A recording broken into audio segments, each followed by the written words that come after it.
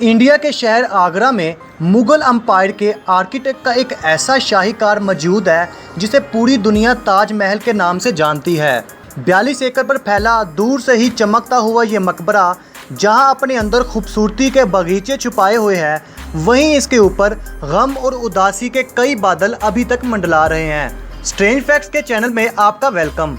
दोस्तों, 400 साल पहले बनाई जाने वाली ये इमारत जो कि अपने दौर की सबसे खूबसूरत और शानदार बिल्डिंग हुआ करती थी, जिसको आज भी दुनिया का 7वां बड़ा अजूबा माना जाता है। इस आलीशान महल को बनाने के लिए 20,000 मजदूरों ने दिन रात मेहनत करके अपना खून पसीना बहाया, जिसको मुकम्मल करने में 1 या 2 साल नहीं बल्कि पूरे 22 साल लगे। अगर आज के दौर में इसकी कीमत का अंदाज़ा लगाया जाए तो संगे मरमर का ये अनमोल मकबरा हैरत अंगेज़ तौर पर $1 बिलियन यानी 7,000 करोड़ से भी ज़्यादा महंगा है। इसकी वजह यह भी है कि यहाँ मुग़ल आर्किटेक्ट्स ने अपने हुनर की कई ऐसी निशानियाँ छोड़ी थी जिनकी तारीफ़ आज भी दुनिया के टॉप इंजीनियर्स करते हैं।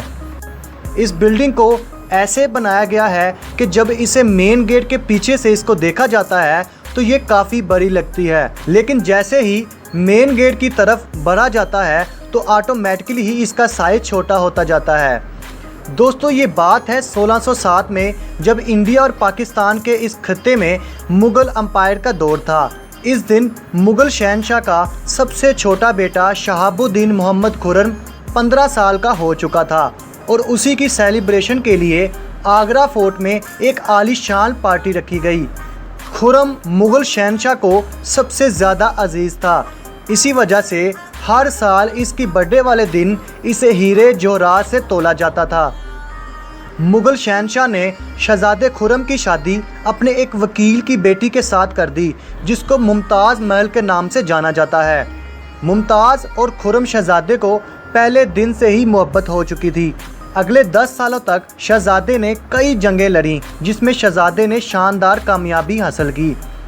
इस वजह से शहंशाह ने खुश होकर शहज़ादे को शाहजहां के लक़ब से नवाजा, जिसका मतलब है दुनिया का बादशाह।